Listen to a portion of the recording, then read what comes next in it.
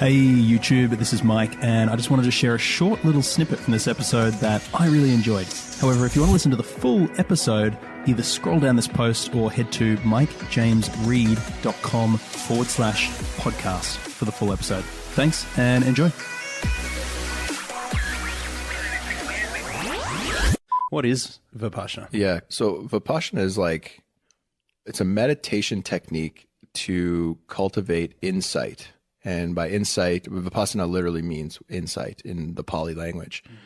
And really what insight is mostly a wisdom, a wisdom that is within all of us. It's there. And what the Buddhists believe is what they call the non-self, or anatta, yeah, is this kind of, being that we all are inside, just beneath all of these different thoughts, feelings, emotions. And as we sit and just observe what is rising and falling, over time, and building enough concentration within our present moment experience, some of these insights start to unfold, some of these pieces of wisdom. So for me, one of the biggest takeaways was really just the power of the present moment, and the practicing of this present moment, really practicing it, really tuning in to the rising and falling of your breath and nothing else. And noticing when you get thrown away from that, just noticing and then coming right back. So it's this practice of going, getting lost in thought and coming back to the breath and getting lost and coming back. And then as that continues, there's these things that arise, right? Yeah. I think when I did Vipassana in my early 20s, when I was 22 or 3, and I remember, one of the insights I had was just this ability for us to get lost in thought. I think it's an amazing way to describe it, because I just remember sitting there and you would meditate for, 5 minutes, and I'd be 5 minutes into the meditation and literally I'd be so lost in thought that I wasn't even aware that I was meditating, or I wasn't even aware where I was. My brain was just off in this kind of little thought tangent down some rabbit hole. And then eventually you notice that you're there and you're like, holy shit. And you kind of, it's like this feeling of this sort of, for me, it was like this vacuum that sucked me back up to reality and went, oh, you're sitting here meant to be meditating, meant to be observing your breath, and you've completely forgotten about doing that. And now you're completely lost in some other tangent of thought. It was so amazing to observe that's the way our brains work all the time. All the time, yeah.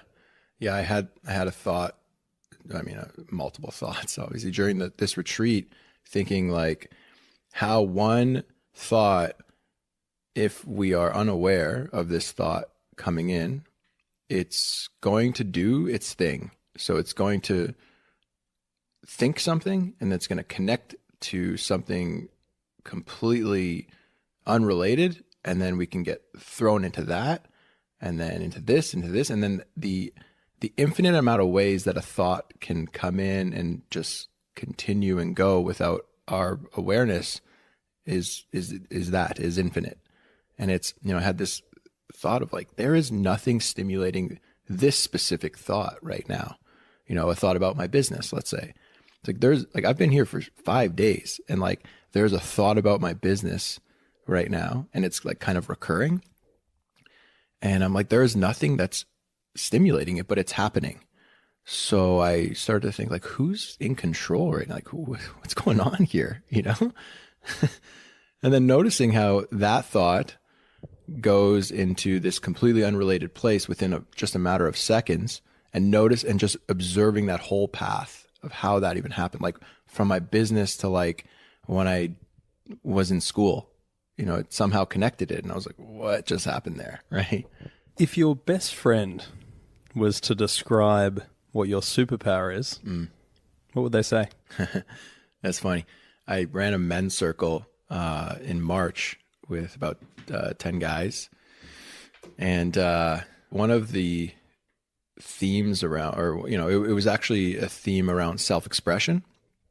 And so I invited a couple public speaking coaches who are incredible guys to kind of run the weekend essentially. And we did some breath work in the morning and finished off with a nice, music psychedelic journey with everyone, which is lovely.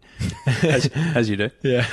And, but, throughout the process of getting up in front of people and, being asked questions and getting coached, there was a deep kind of authenticity or vulnerability that arises within me when I get very comfortable, And so one of my friends that was there is one of my best friends. He actually said this to me. He said, he's like, vulnerability is your superpower.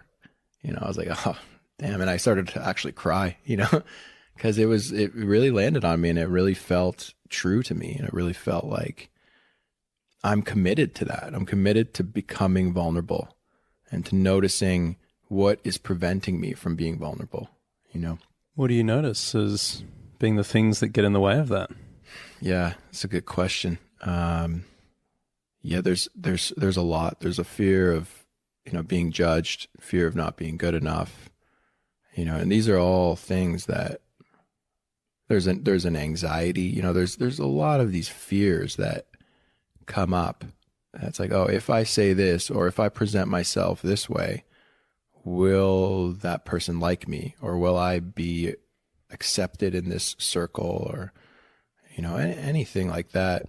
And yeah, I've noticed so much in the last several years how the more vulnerable I get, the more, I guess, just like more happens for me, like more great things happen, the more I'm actually accepted by those around me.